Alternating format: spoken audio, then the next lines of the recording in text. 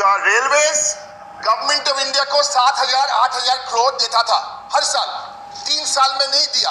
वो पैसा अभी एक हो गया। 1 सेकंड।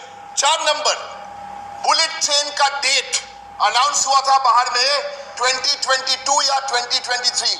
आज आप लोग आंसर सुन लिया, क्या उत्तर सुना?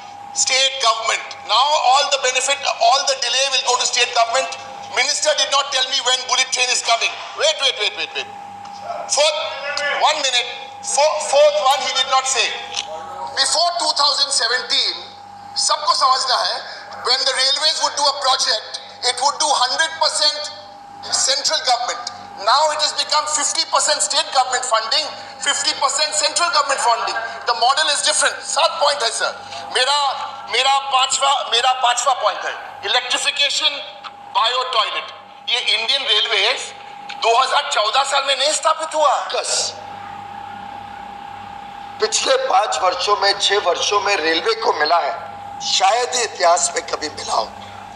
मैं अभी भी देखता हूं कि 2014 के पहले साधारणतः कैपेक्स जो नई लाइनों में, नई रोलिंग स्टॉक, नई लोकोमोटिव में निवेश होता है, वो साधारणतः 40 से 50 हजार करोड़ रुपए रहता।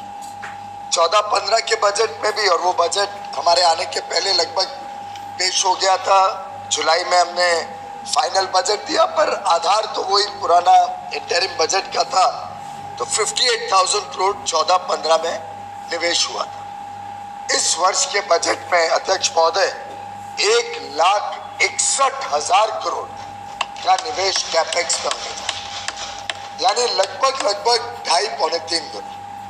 और ये लगातार सिलसिला ऐसा रहा है, बढ़ोतरी होती रही है, निवेश किया गया है, और इसी निवेश के कारण आज अन्य पहलुओं पे रेलवे में अभूतपूर्व काम हुआ। छोटे उदाहरण चाहिए हो तो मैं ये बोल सकता हूँ कि अनमैन्ड लेवल क्रॉसिंग बंद होना चाहिए, तो मैं समझता हूँ सबकी सामान्य राय थी, किसी का इसमें मतभेद नहीं होगा। लेकिन एक स्लो पेस पे करना या उसको फोकस देके स्पीड पे करना। मोदी जी ने जब स्टैटिस्टिक्स देखे और देखा कि 1/3 एक्सीडेंट्स सिर्फ अनमैन्ड लेवल क्रॉसिंग के कारण होते हैं, लोगों की जान जाती है, मृत्यु होती है, तो वो आदेश दिया कि अनमैन्ड लेवल क्रॉसिंग को क्यों नहीं खत्म किया जा सकता है। मुझे अभी भी याद है जब मीटिंग में निर्णय हुआ और मैंने कहा कि 12 महीने में हमको पूरी तरीके से अनमैन्ड लेवल क्रॉसिंग खत्म करने, तब का आंकड़ा देख के सब लोग चौंक गए। अधिकारियों ने भी कहा कि तो बड़ा ही मुश्किल मामला है, संभव नहीं है।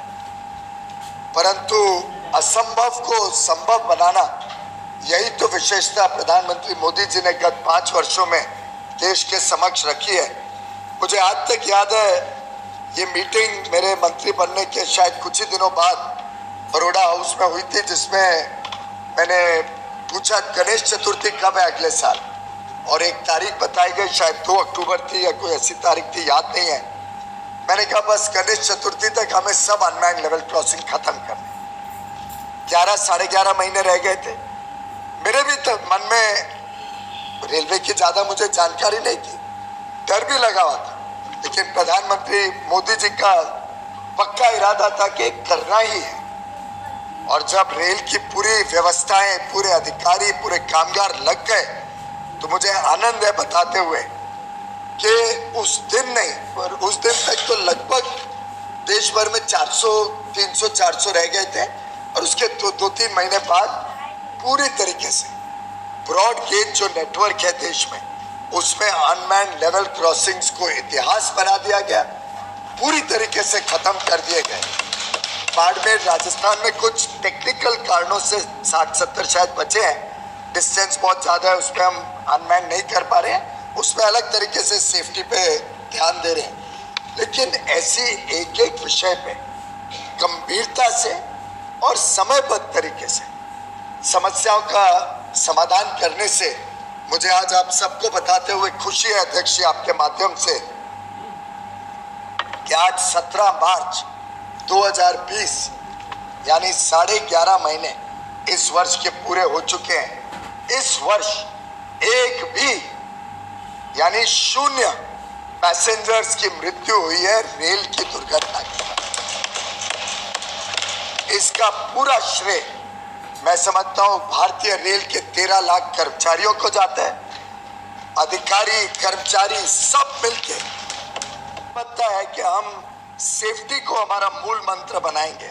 ये अपने आप में एक विशेषता मैंने जो रेल के कर्मचारियों में देखी, और एक प्रकार से आगे चल के भी मुझे पूरा विश्वास है इसी प्रतिबद्धता के साथ वो आगे काम करते रहेंगे।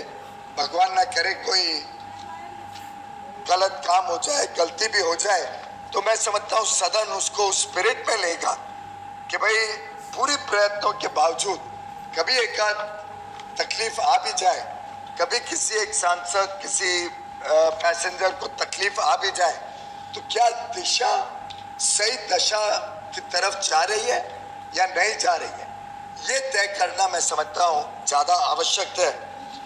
और रेल बजट ने इस बार के और गत कुछ वर्षों के रेलवे की जो रिक्वायरमेंट्स है उसको पूरी तरीके से पूरा करने का जो काम किया, उससे हमारे हाथ मजबूत हुए, उससे हमारे में क्षमता है कि ऐसे कामों को हम बल दे सकें। अटल जी ने भी एक बार कहा था कि हमारी जो लक्ष्य है वो आसमान को छूनी चाहिए, लक्ष्य छोटा मत रखिए। हो सकता है लक्ष्य पूरा ना हो पाए, लेकिन आप लक्ष्य छोटा रखोगे तो एक्स्ट्राऑर्डिनरी काम कैसे हो सके। और यही कल्पना से हमने हर बार लक्ष्य को ऐसा बड़ा रखा कि कई बार लक्ष्य पूरा ना हो, लेकिन लक्ष्य प्राप्त करने की चाहत ने हमको इतना एक्स्ट्राऑर्डिनरी आगे बढ़ा दिया। एक उदाहरण आपके समक्ष रखूंगा, विद्युतीकरण की बात